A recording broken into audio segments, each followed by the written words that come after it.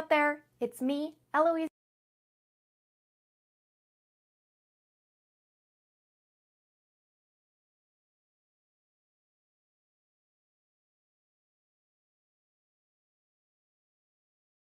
Barr, author of the historical fantasy series Legend of the Amazons. But more importantly for this seminar, I'm an accountant with over a decade of experience in my profession. While I have held positions in large corporations, I specialize in providing accounting and bookkeeping services to small businesses in the United States. As creatives, many writers are both intimidated and overwhelmed with budgeting and numbers. For those who aspire to be full-time authors, this dreaded step is essential in planning a profitable career. Pursuing a career as beautiful as storytelling shouldn't be marred by the dread of numbers. When you leave this seminar, my goal is for you to understand the difference between budgeting and bookkeeping. Understand the importance of having accurate and reliable financial statements for your business, and be able to go forth in creating them without fear or apprehension. Unlike a lot of business advice videos that focus on taxes or other niche topics that are dependent upon the country you are doing business in, this seminar will provide an overview of bookkeeping best practices, cover some examples of how accounting and bookkeeping can be used to make decisions in your business, review a bookkeeping template, cover how to create a budget, and have a live Q&A session for attendees. One final note. While I strive for this seminar to be as informative and helpful as possible, the topics we're discussing are for informational purposes only and do not constitute professional financial advice. Please consult with a qualified financial advisor and exercise due diligence before making any financial decisions. If you're as excited as I am to talk about budgeting and bookkeeping, be sure to give this video a like. And if you're not excited, give it a like anyway so I don't feel so terrible about being a giant nerd. The foundation of a successful business is in its books. And no, I'm not talking about your novel.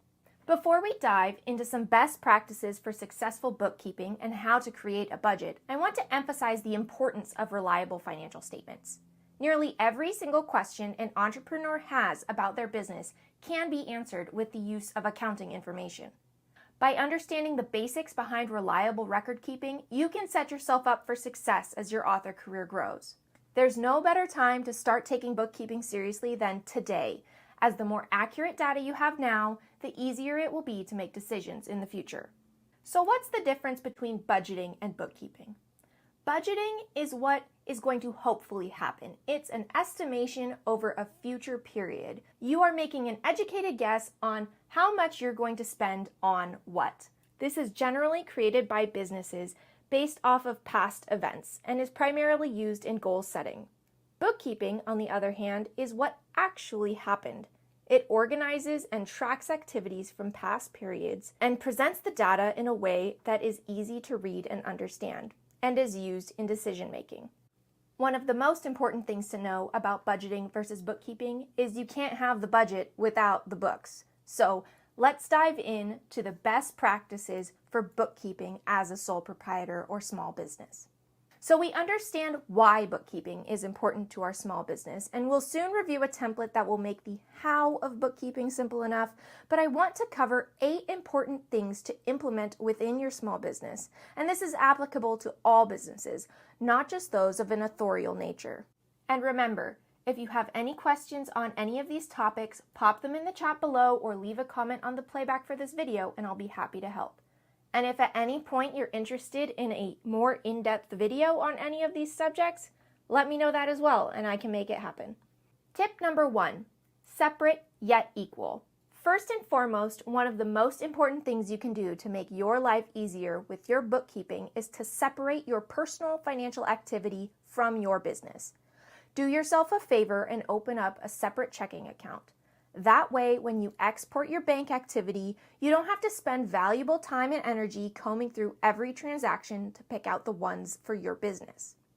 When you create a checking account, the deposits made from your personal finances on your business books would be considered an owner's contribution, which is a type of balance sheet account. If knowing what a balance sheet is interests you, let me know in the chat or comments down below and I can make a video on it.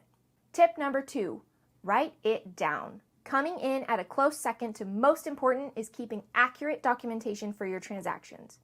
Please, please save receipts, copies of invoices, and contracts. Either you'll thank yourself later or the professional you decide to hire will thank you, which means your wallet will thank you too. I have yet to hear of an accountant that doesn't charge an hourly rate for their services, and the messier the books are, the more time they're going to spend figuring everything out. Pro tip: create a folder in the cloud. Take pictures of the receipts or confirmation emails and use a naming convention to save these files in that folder. For me, I have a Musadora publishing folder, and within that, I save the files using a convention that incorporates the title of my book, what the receipt relates to, the dollar amount, and the date that the expense was incurred. Tip number 3, consistency is key. Save your creativity for your novels. We do not pants our accounting and just do whatever we feel like in the moment. The whole point of financial accounting is to provide you with accurate information to make decisions off of. As a small business, the only person you're hurting is yourself by switching it up. Things will get messy, and you're setting yourself up to get potentially audited by your friendly neighborhood revenue department. Tip number 4, consider making an investment. While I do have a free template for you all to use, know that there is a limit to what it can do and will require you to still do some heavy lifting. If the template doesn't work for you, please don't just ignore your finances, and instead consider investing in a more robust accounting software. If you do decide to invest, I highly recommend finding a professional such as myself to hire to get you set up for success. If even that sounds dreadful, hiring a professional might be the right solution for you. Quick side note, if you found value in the seminar so far, hit that like button, give me a shout out in the comments, and please consider subscribing to my channel. Tip number 5, when in doubt, work backwards from that tax form. If you're feeling overwhelmed and unsure of the extent or format of the financial information you need, I recommend finding the tax form you'll use for your small business and work backwards. For me, I'm in the United States and will be reporting my taxes for my press, Musadora Publishing, on a Schedule C, which is part of my individual tax return. The majority of my fellow American authors will use this as well, so if you're interested in me discussing this point further, please let me know in the chat or comments down below and I can make a video on it. Federal, state, and sometimes local taxes should be kept in mind as well, especially for sales and income tax. While you may not owe anything in the beginning of your career, it's important to be prepared so you're not blindsided when you become an incredibly successful multimillionaire author. And when in doubt, invest in a CPA for tax prep, but also take those services into consideration when you're budgeting for your business. Tip number 6, on the subject of taxes, make sure to save for them. Once you start making a profit, you'll want to make sure that you set aside money for those taxes. Depending upon the country, the payments you receive for royalties will be before tax. This means you likely need to make quarterly payments to your local Department of Revenue. Check with them to learn your specifics. This is especially true for all traditionally published authors out there.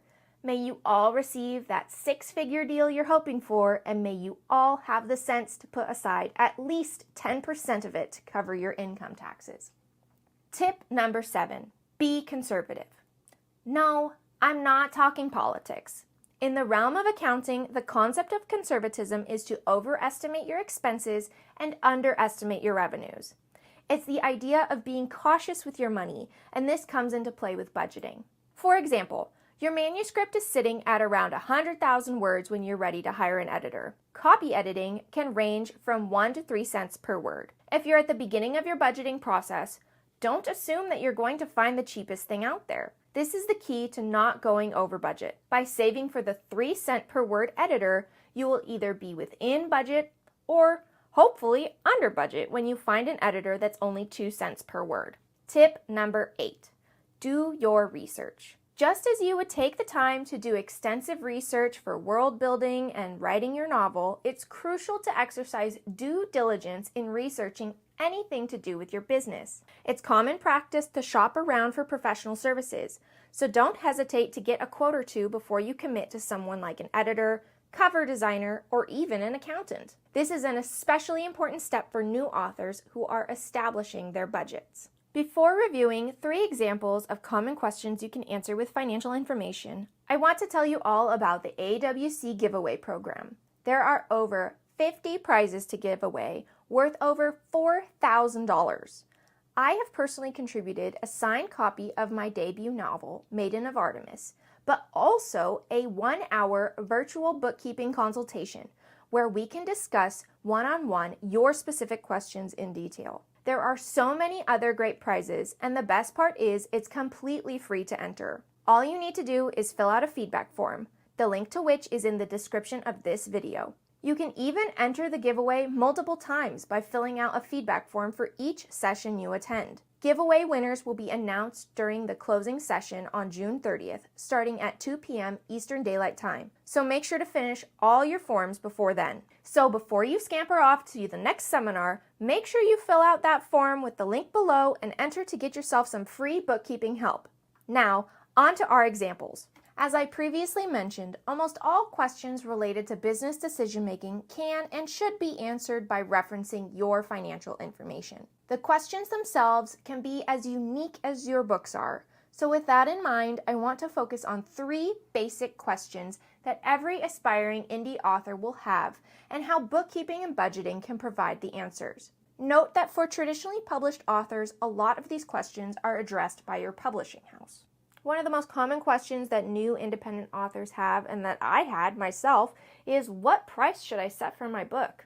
Obviously, you can set the price for your book at any amount you want, but in order to ensure that it's priced competitively, there's some analysis that needs to happen. Some of the things that you need to take into consideration in pricing your book, other than its competition's prices, are the font size, the book length, the wholesale discounts, and perhaps even have a break-even analysis. So let's take a look at Maiden of Artemis. So looking at various other books in my subgenre, the prices ranged anywhere from $12 to $20. So I started at a list price of $16.99. Now, it's important to note with Ingram Spark, there's certain wholesaler discount options that you can select from, and there are a number of other AuthorTubers that have wonderful videos that go into details about this. So if you're interested in learning more about those, let me know and I can link those in the description as well. But I went with a 55% wholesaler discount on Ingram Spark. Now, those 2 royalty calculators that have links on them are from Amazon and Ingram Spark respectively, that allows you to enter the list price, the trim size, the page numbers, and it gives you back the estimated royalty on your books. I went in and I looked at the trim sizes that are available on both KDP and Ingram Spark because I wanted consistency across both providers. From there, on Atticus, it will show you what your final page count is for your manuscript. The size of the font changed the total pages within the manuscript by at least 50 pages on all of the trim sizes. The more pages a book has, the more expensive it is to print. As you can see, as the trim size goes up, the page count goes down, and the estimated royalty goes up. I made the personal decision that even though the 6x9 trim size was going to get me 50 cents more than the 5.5 by 8.5 royalty per book, the goal that I have always had for Maiden of Artemis is to keep it as similar as traditionally published books as possible.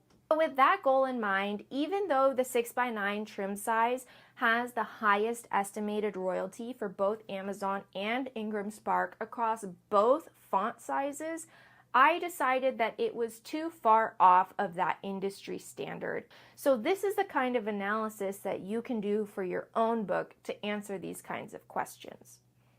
If you're independently publishing a book, obviously one of the decisions you need to make is when you should publish your book. Of course, the biggest thing to dictate when your book should launch is where you're at with your manuscript. You're not going to be able to launch a book that's not done. But how can you publish without going into debt? The first thing you want to do is review your budget, and we're going to talk about how to create a budget soon. Once you have the total costs of publishing a book, you can do one of 2 methods. Both methods of answering this question are going to incorporate your budget and some simple math.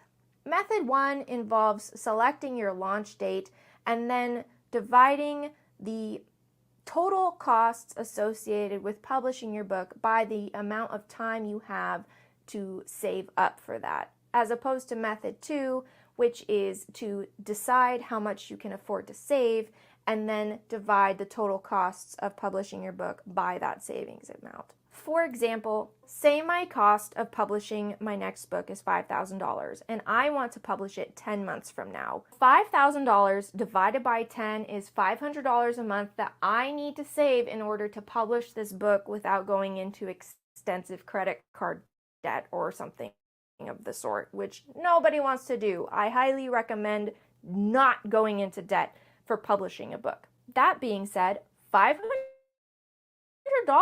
a month is a lot of money, and I have bills to pay. Maybe I can save $250 a month. $5,000 divided by 250, that's 20. So it's going to take me 20 months from the start of saving until publication date to be able to have that whole budget met with savings. If I were to start saving for book 2 today, that would set my launch date at February of 2026.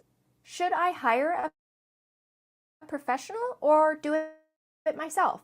Accessibility of knowledge in the information has never been higher, whether it's a blog or a business or a YouTube tutorial. With the right amount of time and dedication, you can learn to do almost anything yourself.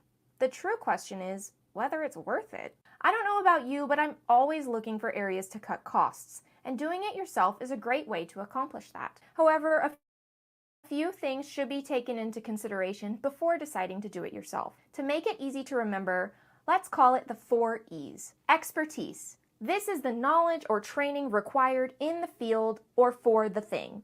How much time will it take you to learn how to do the thing and then do the thing? The second E is enjoyment. Will you enjoy doing the thing? Consider whether learning how to do the thing is something you would enjoy doing or would dread. The third E is effectiveness. What could you be doing instead during that time? If you are gainfully employed, what's your hourly rate? At what point is it more cost effective to hire out? And the last but most important E is the end product.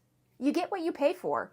Oftentimes there's a distinct difference in amateur versus professional, and you need to decide whether that matters to you or not. Let's look at the 4 E's in action with that case study of my own novel, Maiden of Artemis. Formatting my novel and designing my book cover. Let's go down the list for the 4 E's and talk about for both. So first, for expertise with formatting. After watching Self-Pub by Andy's video on a formatting software called Atticus, I learned that it does a lot of the difficult parts of formatting for you. There were some quirks I had to learn about, which took about an hour of my time.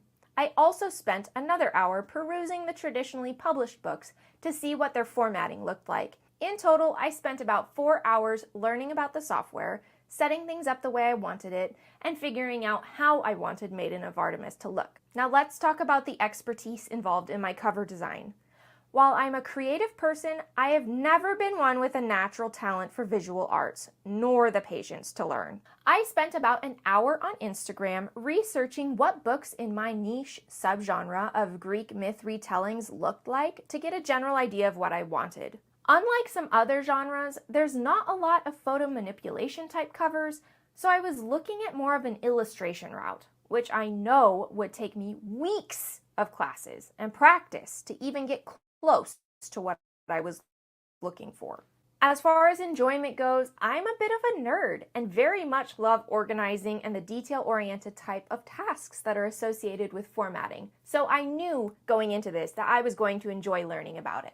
On the other hand, for cover design, in the past when I've attempted to draw anything, it didn't take long for me to become frustrated that my hands and tools couldn't easily recreate the vision I had within my mind.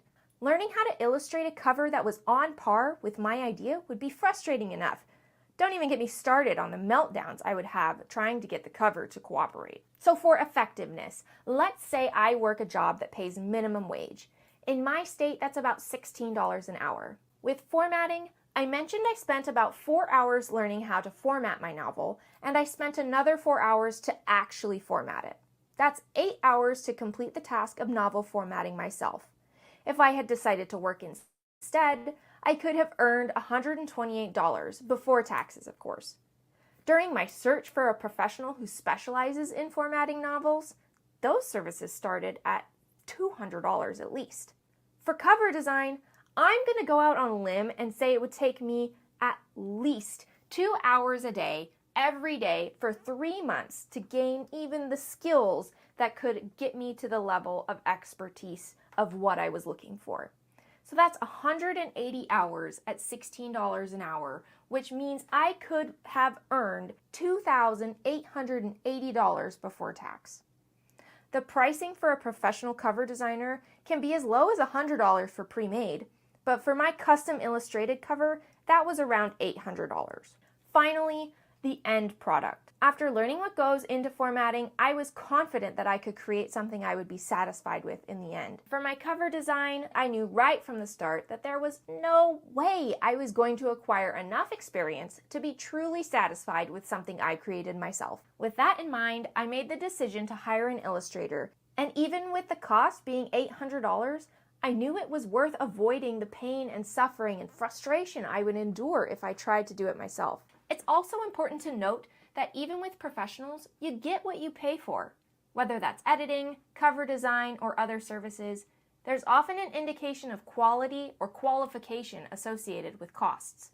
So keep that in mind when getting quotes for things. You could pay a certified CPA $120 an hour, me, with an accounting degree, $55 an hour, or your Uncle Jim, who took that bookkeeping class that one time in 1972 for $18 an hour. An even better example is comparing my attempt at character art to the same character illustrated by my cover artist, Flora. I'm an accountant for a reason, okay? So to ultimately answer whether you should hire a professional or do it yourself, first determine how long it would take for you to complete the task and multiply that by the hourly rate you could earn if you were to do something other than this task. Research what it would cost to hire out, compare those two costs. Finally, take into consideration the unquantifiable costs, i.e. those on your mental health. I know I said earlier in this seminar that budgeting relies on bookkeeping to be able to look forward. You have to look at the past financial activity of a business. But what happens when you're budgeting for your first book? If you're feeling completely lost as a new author, no worries, I got your back. So let's get into it. The first thing you're going to want to do is determine whether you are planning to independently publish or go traditional. This is because independently published authors have to personally cover all of the costs, as opposed to traditionally published authors that will still have to cover some costs, mostly those associated with marketing. But for the most part, the publishing house for traditionally published authors will cover the majority of the costs associated with publishing a book. So once that's been decided, I want you to make an extensive list. List out every single expense you can think of that might be related to publishing a book. From there, I want you to go do some research. Go onto AuthorTube, peruse the Google machine, and try and get a ballpark idea of how much every single one of those things on your list is going to cost you. And do this with that concept of conservatism in mind. So when you find that price range, go right down the high end of the price range. During your research, don't be afraid to reach out to other independently published authors. There are so many wonderful, amazing people here on AuthorTube and even on Instagram that are more than happy to share with you their experience in publishing to help get you those specific kinds of numbers. Also, remember, it's not uncommon to go get multiple quotes from different providers. Don't be afraid to engage in conversations with potential editors or cover artists to determine the fees that are associated with them. Look down that list and apply the 4 E's to decide what you want to do yourself and what you'll need to hire out. From there, you'll need to be honest about your wants versus your needs. If you're having to make the choice between character art and a proofreader, I know that character art is really shiny and nice to look at, but a proofreader is so much more important than that. Also take into consideration those one-time costs. I went and bought the 10-pack of ISBNs for $295, and while that was a painful upfront cost, I'm not going to have to buy ISBNs for the next few books because I already have those purchased. You should also consider making a fiscal timeline. Despite me staring down the barrel at that whole $5,000, I also knew that I wasn't going to be shelling it out all at once. Lay out a timeline based off of the order of things. You're not going to need to pay for a proofreader if you haven't yet paid for a developmental editor. I know I mentioned this already, but I'm gonna say it again because it's so important to be conservative with those estimates. Now, say you're a seasoned author, you've been around the block, and you're budgeting for your second book and beyond. What do we do with that? Good news for you, you have a book to reference. What you're going to do is look at your expenses, identify the one-time costs that you incurred on that first book that you aren't necessarily going to have on that second or third book. Decide what worked for you and what didn't. Say that copy editor is just too expensive. Don't be afraid to shop around, especially if you weren't 100% pleased with how that service turned out, or if you just think it's too expensive. One of the ways that you can make a budget for that second book is to take your first book actuals and add 10% to it. That's a super common way for businesses to create a budget for the upcoming year and anticipate inflation and other increasing costs. For me, with book 2, you can see the items that I've highlighted in green, I've left as 0 because I've identified those as one-time costs. You can see I highlighted a couple of costs that are going to increase for me for this second book. Looking at my book 2 budget, I don't see a lot of places that I can really save money. Even with that increase in costs for my copy editor and my cover artist, you can see that my total budget for book 2 is actually about $500 less than book 1, thanks to all of those one-time costs that I don't have to pay now. While there are many powerful accounting tools for small businesses to keep your costs down, I've created a template for authors which is easy to use. Attendees can find a link to a Google Sheet file in the description below. Viewers watching the playback of this seminar will still be able to get this template for free, but they'll need to subscribe to my newsletter. So the link for that will also be in the description down below. Let's go take a look at this bookkeeping template for authors. Once we're done with that, we can dive into the live Q&A portion of this seminar. Hi guys. Okay, we're gonna switch over from my pre-recorded video because I don't trust myself to actually be articulate with these things to reviewing this template that I've made for you guys. Let's see if I can get this to work. All right. Okay, hopefully everyone can see my screen. I do have the video on my phone so I can look. Feel free to click the link in the description of this video so you can pop in and peruse as well. None of you should have any issues with accessing this template. I do have things locked, so you can't edit it. So the first step that you're going to want to do is click over onto this file, make a copy, and save that to your own computer or your own Google Drive so then you can make the edits. So this template, like I said, it's going to be accessible for the rest of time and completely free. So the link will stay in the description of this video for probably a week. And then anyone who's watching a playback of this video later on, just subscribe to my newsletter to get access to this link. So there's five tabs on this template as of now. First is the instructions, which we will kind of gloss over since I'm walking you guys through it. This second tab is going to be where you are having all of your work happening in it. So what you're going to do is you are going to go into your bank account, and ideally you have a separate business bank account, right? So you'll go into your bank account online. There's a way that you can download the bank activity for everything that's happened over a certain period of time. While you're in there, also save off the statements to that cloud folder that we're saving all of our receipts and other documentation to, okay? Just, best practices, keep that documentation. once the top 3 things that you need from your bank activity is the date of the transaction, the description of it, and the amount. And you are going to take those items and you are going to paste it into columns D, E, and F. Your date, obviously my British friends are mad at me for the date convention. Do the date convention that you want, okay? The description, you can either keep that bank text description. It might be short, it might be long, it might be super confusing. If it's Amazon, it's just going to say Amazon. So you'll probably want to pop into your Amazon account to, you can customize this description to be as detailed or as vague as you want. And then the bank amount. This is the money going in or out. So with your checking account, if it's a negative number, that's money going out. And if it's a positive number, that's money going in, and vice versa. Credit cards are similar, but then it gets kind of weird, I guess, when you're looking at the payment going out and the payment coming in to pay off your credit card. It kind of like nets to zero, right?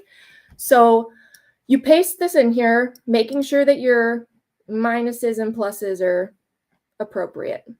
And then I have created drop-down menus, if you will, to kind of take your uncertainty out of this situation. So coding, this is the account, this is the kind of expense or income that it is. So you can see I selected this rent expense here, or royalties, service revenue, and this coding, these drop downs, I have customized to be specifically for types of expenses an author would incur.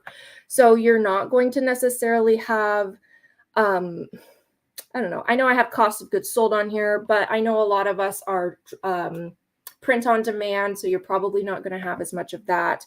Or like workers' comp. You guys aren't going to have workers' comp insurance and salaries and wages because you're all likely just sole proprietors who you're just trying to get some financial statements to easily reference and fill out those tax forms.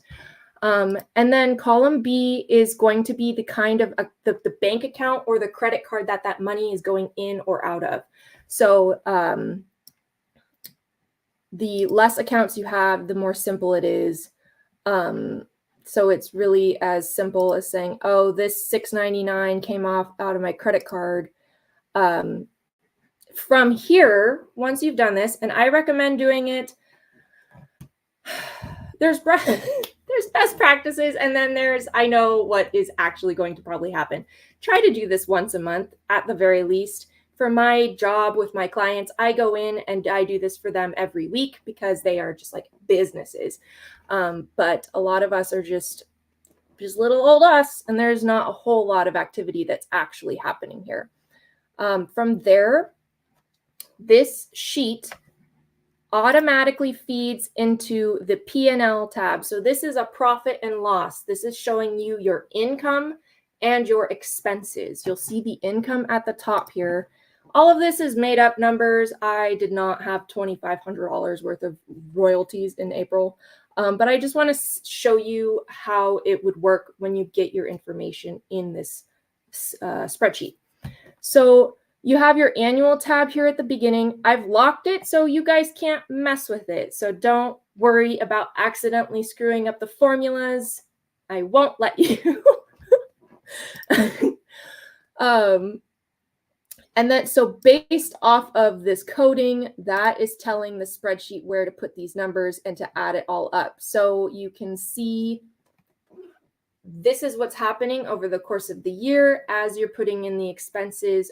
For July, August, and September, it will populate. And then what you'll do is you'll create a new version of this spreadsheet for next year. And in creating your budget, you can look at this P&L to say, okay, I see that, you know, I spent $2,000 on, this was my editor bill, and my book was published in August, and this is the time frame. So you can kind of anticipate when these big expenses are going to come up. You can potentially look at your marketing impact on your royalties. Say I invested $300 in marketing ads and things like that in April, and then look, the royalties and sales revenue jumped up in June. So having this kind of data to look at, you can better assess what you were doing that worked for you and try to recreate that. This balance sheet is just, this is going to be very simple for you guys. More complicated businesses that will have loans and assets and things like that, like, I don't know, cars and equipment, would have more things happening here. But this is basically showing you what the balances of your checking, savings, and credit cards are going to be. And then I know in my presentation, I mentioned that if you are taking personal money and you're like transferring it into your business checking account, that would be considered an owner's contribution, which is an equity account, which is a really nerdy accounting thing that you guys don't really need to worry about. The main thing that you will use in your day-to-day business is this P&L. It is the thing that you'll reference when filling out your tax forms to report to the IRS or whatever revenue service department is in your country. And then this overview tab, I did not lock this because you can feel free to make whatever graphs you want. If you're more of a visual person, say looking at this just makes your eyes kind of gloss over and say, which I get. This is more of a visual representation of that data. So some of the graphs that I have in here that will automatically update as you update your activity is you've got a pie chart of your expenses by category, so you can easily see where you're spending the most money. It's probably going to be your editor bill, just a guess. Revenue, you can kind of see the different streams of revenue as they fluctuate throughout the year. You've got your income to marketing expense. I know Martin was mentioning that he was interested in comparing marketing to income and how that could work. So this kind of graph might give you insights as to the maybe timing of a marketing investment. And then just your total income versus total expenses by month. Some months you're going to have this huge amount of expenses while others you won't. And it will just kind of like smooth, I guess, over that period of time. So feel free to download this. Before we go into the Q&A portion, which I'm glad we have a lot of time because I want to be able to answer all of your questions for you, I'll just do a quick review of this instructions. So these first top sections are giving you more detailed explanations of what we just covered and how you can use it. Some of the frequently asked questions that I'm kind of anticipating you guys might have is why you can't make changes to the P&L and balance sheet tabs. And that's because I locked it because you're lovely, but you're authors. And I don't trust you to not mess up the formulas. So you can go unlock it on your own the file and break it that way. Don't break my template. What do the numbers mean in column A? So these numbers here, don't get too caught up in those. That's called the chart of accounts, and that's basically telling an accountant what kind of account it is and where it is on that P&L. So say you are comfortable managing your books throughout the year, but you don't want to have anything to do with preparing taxes. This chart of accounts will help you just print off this P&L and give it to an accountant, and they'll know what to do with it. So that's why I incorporated those, just to make your life easier. Number 3, this is telling me I have a net loss. Is there something wrong with the template? No, it just means that your expenses are more than your income. I'm sorry. Question 4, I'm completely lost. What do I do? You can either hire a professional to just handle the whole thing, or I am thinking if there's enough of a demand, I can schedule a one-on-one with you for a small fee where I walk you through the template, identify your specific needs, and customize this template to fit your needs specifically, as opposed to you customizing it yourself. But if it's just a kind of a general question that I can answer pretty quickly, leave it in the comments down below or send me a message on Instagram or Discord or wherever you can find me. I'm on a bunch of places. And then if your question isn't listed in the frequently asked questions, which I will probably update if more frequently asked questions get asked, you can just email me at eloisebar@gmail.com. So also, disclaimer. I can hear Andy just being like, say the disclaimer. So this is a free bookkeeping template and is provided for informational purposes only. I am not responsible for any decisions you make based on its use. Please consult a professional for personalized financial advice. There we go. Okay. Oh, I've stopped sharing and now I'm just on the screen and I am now going to scroll up through these chat. Let's see where. Okay. Okay. End product is the point. JD showed up. We have 20 whole minutes to go over all the questions. So I'm excited to help you guys and talk about accounting because other than Greek mythology, accounting is one of my other obsessions. Oh, Paget is opening her Bank of America app. Yes, all of your banks should have online access that you can download these things. And if your bank doesn't, consider switching banks. A separate bank account. What am I, some kind of grown-up? Fair. I won't. There's the difference between best practices and what people actually do. So don't beat yourself up too much if you don't actually do the best practices. Who needs that many checking accounts? You would be surprised. I've got 15 clients that I do accounting work for, and some of them are wild. Let's see. Question, why are you so awesome, Eloise? I think you're biased because of the spreadsheets. Also, I wrote down some questions from earlier. I'll take off that question.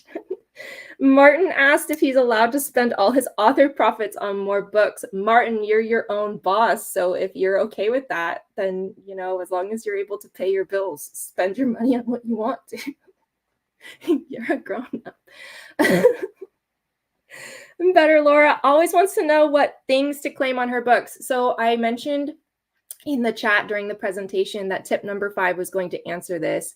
And I can make another video specifically about the US. I know, Better Laura, you're in the UK, but I feel like it would be a similar exercise where you're going to take that tax form and you're just kind of going to highlight the things that you think apply to you and then what you incur, what expenses you incur that fall into those buckets. So I think you named off like a whole bunch of things that are technically office supplies. So yes, you can claim your notebooks, your pens, if you really wanted to get complicated about it, you could claim a certain percentage of your office that you do your work on. It's all how detailed you want to be.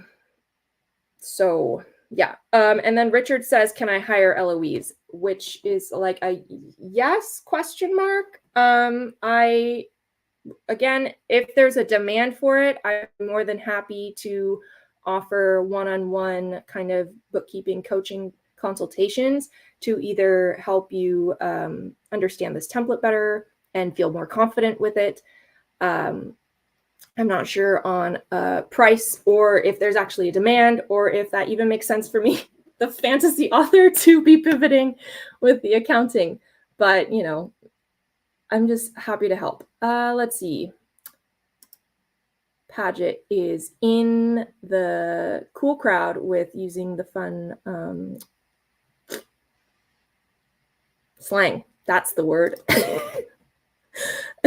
Question time, says Rachel. Time for questions. Ooh, Nicole, what should we look for in a professional if we are looking to hire someone to take care of these numbers? So that I kind of mentioned with the CPA versus someone like me versus your Uncle Jim. So ideally, if they're a professional, they don't necessarily have to have a CPA certification to be qualified. They should have a hopefully either at least they need to have at least a bookkeeping certificate and or an accounting degree. It depends on how complicated your books are. You can even go to someone like, I don't know if there's companies like this over in the UK, but Jackson Hewitt, Liberty Tax, those kinds of tax providers, they will be able to help you file your small business taxes, but know that they make their fees on counting on you not being confident to do it yourself. And I'm not a huge fan. I used to work for a number of different ones of those kinds of companies, and I'm just not a big fan. So professional, you want, just like any other, like with your editor and other things, you need testimonials, if you will. You want to see their resume, what's their experience, what's their accreditation. For Richard, while I could help authors in the UK with general bookkeeping things, I am not as proficient with IFRS, which is the International Federation of Reporting Standards, which is used internationally, versus US GAAP, which is generally accepted accounting principles. Obviously, I'm from the US, and so my education focused mostly on the GAAP rules. IFRS and GAAP overlap a lot, but there's some quirkiness. Anyway, I went down that accounting rabbit hole. Sorry, everyone. Do you get to see all your clients' secrets? Yes. If it's going through their bank account, I can see it. And some of them are interesting. As I am writing my book on a typewriter, can I write off paper costs and ink ribbons? I mean, if in the UK you have office supplies as a write-off item, then I would consider that to be office supplies. Just save the receipts and be prepared to argue with your revenue department if you're getting a little too crazy. I don't think paper costs and ribbon ink are going to be crazy. Now, don't just put all the things on the business card and then claim it's a business expense when it's not a business expense. That's just going to land you in hot water, and it's just not going to end well. Finally, a use for my massive notebook collection.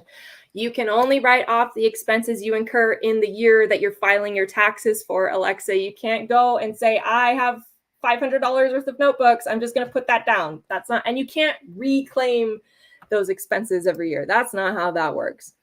Let's see. I'm scrolling. Alexa's just a notebook dragon. I think these are two.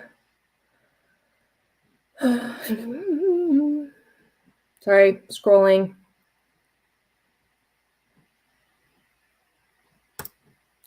Andy says, no obligation, but happy to put anyone in touch with UK-based names, people I know for tax, accounting stuff, unless LOA. I do not have any recommendations.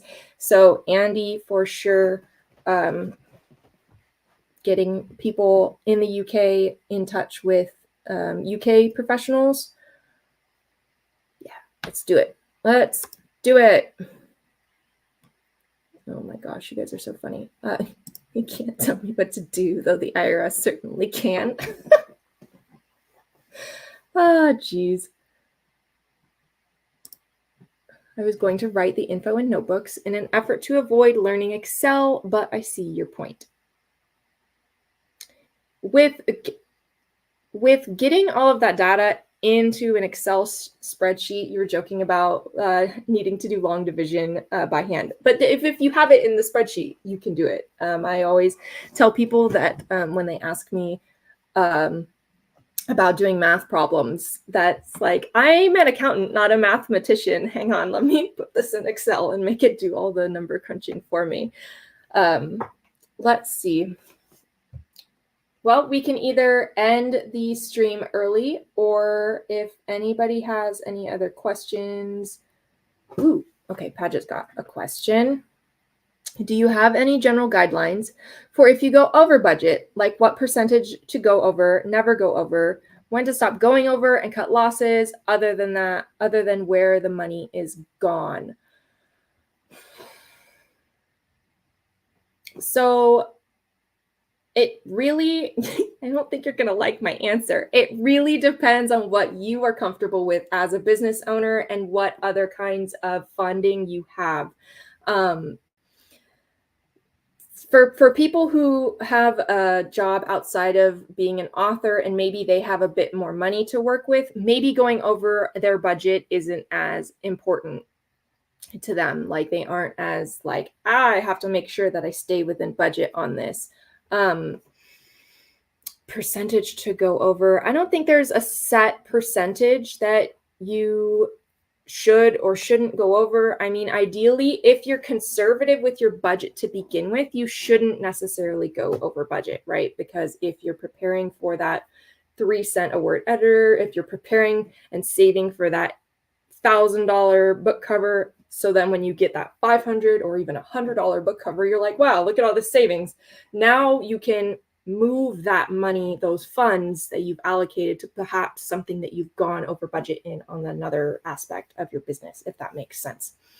I can't, I'm kind of a do what I say, not what I do with my own bookkeeping author business because I couldn't resist the siren's call of character art. So I had zero budget for that going into it with Maiden of Artemis. And then I went and I got character art. So, but I have no regrets. But that's me personally, right? I have a bit more willingness to have a loss because I'm ridiculous. Let's see. So it's not that the question is too big, it's that it's as unique as the answer is as unique as you are. Let's see. Yes. Yep. That's also, and these same principles can be applied to your own personal bookkeeping as well for your family and things like that, is looking at what you've spent money on groceries on for the past 6 months and then figuring out, okay, this is the budget that I'm going to try, other than just arbitrarily like saying, oh, $400 on groceries, but you're a family of 6 and you always exceed that budget. If you're always exceeding that budget, then you need to reassess the budget and adjust it. So you're wanting to stay below budget, but you are allowed to adjust that budget as you need to. Nicole says, does the bookkeeping and taxes process differ if you are self-publishing versus if you are setting up your own publishing LLC and do it that way? So depending on the type of LLC you set up, S Corps and C Corps are going to have different tax returns that you're filing with your 1040 or your 940 and your 941, and some different tax implications with that. But if you are you can set up a single member LLC, and that's still going to use the Schedule C that comes along. At least this is all for US taxes. I can't help you with UK. Sorry. Hopefully Nicole's not from the UK. So it'll be the same form. The big reason why you would set up an LLC as opposed to just doing a sole proprietor has more to do with adding a layer in between you and the finished product, but that's probably for another stream. We are getting down to the last few minutes. Martin says, if books are selling well, how much should be channeled back into marketing? And when is it okay to take money out and spend on treats for being a good author? Well, I fully support getting yourself a little treat because you've earned it, all of you. Again, you're not going to like my answer, which is it depends on what you're comfortable with as an author and a business owner and what kind of funds you have available. So if books are selling well and you have already invested $100 into it and you think that it's worth the gamble, if you will, because that's kind of what making business decisions is like, is gambling, but like you're making this educated guess, right? Is you are willing to risk potentially doubling it or having that same $100. So it's really, what are you willing to risk? Do you have, is pouring that extra $100 into your marketing worth not having it for something else? are you okay if that money does not get you the return that you want? Those are some questions that you should consider. Yes, Andy says he suggests taking a look at how you extract profits, make sure it's most efficient for your case. Yes. Well, okay, but Andy's also a qualified person who does not actually give financial advice, but he knows some things. So if you set up your LLC well before publishing, are taxes only an issue once you start actually making money in the US? So for the IRS, they are taxing you on your income, your net income. So you have your gross income minus your expenses. That gets you your net income, and that's what's being taxed. So if you have no income, you don't have taxes. But I'm also not a tax accountant, so go find a tax accountant. Okay, I don't want to go over. Let's see. I generally hit the number and then go, okay, what can I cut from life to do X, like fast food or I don't know, nice mascara? Yes. Oh, and Andy fortunately has a zero mascara budget to cut. That's good to know. The real magic is in the write-offs. Yeah. Some people get a little crazy with their write-offs. Makes us accountants go, that's not how that works. That's not how any of this works. And Andy used to be a tax accountant, UK-based international expat tax specialist for 10 years. So Andy and I, by our powers combined, I think we got you guys covered. So I think I'm going to give my outro now, which I have written down to reference because I'm just such a mess. So if we haven't addressed your question or comment, or you're watching a playback, or maybe you were here at the live and you thought of a question later and you're like, crap, I should have asked that, leave it in the comments down below. I will pop in and answer it to the best of my ability, or you can reach out to me on Instagram. My links, I think, are in the description as well. But thank you so much for joining me. I'm Eloise Barr, historical fantasy author and accountant. I really appreciate all of you attending and all of your support. And I want to give a big shout out to the orchestrators of the AWC. You guys are amazing. Go away. Thank you. You guys are amazing. Thank you so much for the opportunity to share my expertise with you guys. Oh gosh, don't forget to fill out the feedback form, which is either linked in the description below or the chat or the comments. And the link in the playlist is in the description as well. I hope you all have a wonderful rest of your day, and I look forward to seeing you in the chats of other amazing seminars. And yeah, happy AWC, guys. See you guys later.